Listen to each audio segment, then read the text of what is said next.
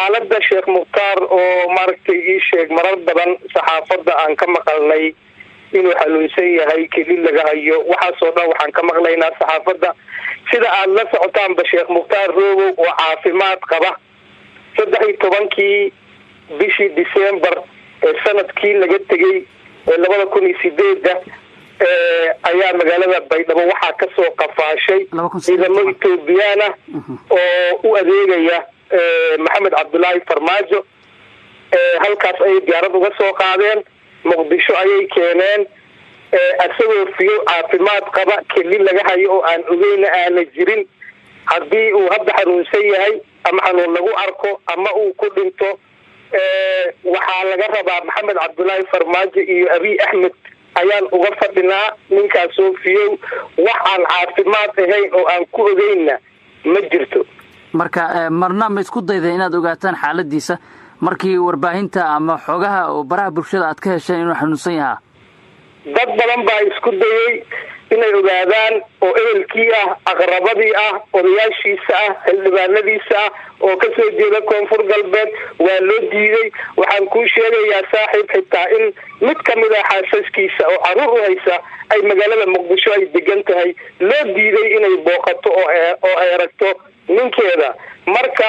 wax oo aan Mukhtaar Roobow caafimaad qab aan ahayn oo aan ku ogeyn ma jiro keli laga hayana intaas sanaan isnaqaanaa sheekh Mukhtaar Roobow aan isnaqaanaa weligeyna maxay soo keli laga hay maanan maqal asagoo meel ka xanuunsan ma maqlin haddii lagu arko xanuun haddii lagu arko maxay ahayd isag la soo sheego dhimasho haddii wax kale la soo sheego ninkaas oo fiyo Maxamed Cabdullaahi Farmaajo iyo waxaan uga fadhinaa ninka la yiraahdo Abiy Ahmed cid eelkiisa weligeeda loo ogolaadayna ma jirto saaxiib inay booqato marka ma ogol yahay isaga oo ma loo ogol yahay inuu dad la hadlo oo telefoon iyo adeeg kale oo dadku lagu la xiriiro ma haystaa ma idin wici karaa idinku ma wici kartaan qof wici karana male telefoonna looma ogola saaxiib waxaan ku yidhi mid ka mid ah xaasaskiisa oo caruur u haysa oo Muqdisho degan ayaa loo diiday in cid kale aragto iska daayay marka wax walba waa laga filan karaa waxaan ka filan karnaa inay sumeeyaan waxaan ka filanaynaa inay dilaan waxaan ka filanaynaa inay maaragtay ii sheeg kansarka bulida ah oo qofka lagu rido maskaxdiisa kii lagu dilay Mila Zanaawi inay maaragtay ii sheeg cuntada ugu daraan waa ka filaynaa waa cadow oo maaragtay ii sheeg wax walba ka filan karno Mukhtaar Roobow wuxuu xiran yahay 6 bilood wax ka badan muddo dheer baa dadaal sameeyeen wax badan baa sameeyeen waad ku heli weyseen haddii hadda uu xanuunsado ama uu geeriyoodo dadaalkii hadda aad sameeyeen aad wax ku heli weyseen muxuu ka bedelaan doonaa waxa sameyn doontaan waxay u taalaa wax garadka ka soo jeeda koonfur galbeed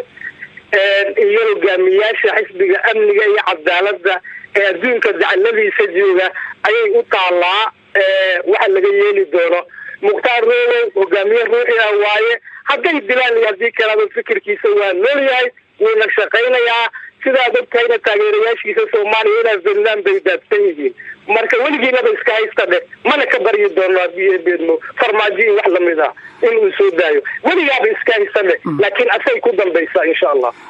dadaalkii socday mar dhexe Mukhtaar Roobow lagu soo deyn lahaa oo xubno baarlamaankii Soomaaliyeed oo gudoomiye Maxamed Mursal ugu weyn yahay iyo madaxweyne lafta gareen ay wadeen ma joogsaday way ka baqayaan Mukhtaar Roobow way ka baqayaan inay soo daayaan waa ogtahay in cadaaladii ay afduubeen asagoo u taagan musharaxnimada lacag kasta ay isticmaaleen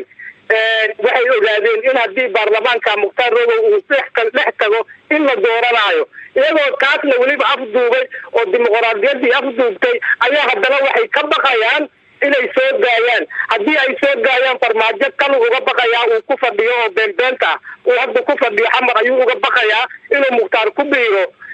hogaamiyaasha asaga ka soo horjeeda haddii Baydhabo la soo daayo oo Mukhtaar Roobow la dirana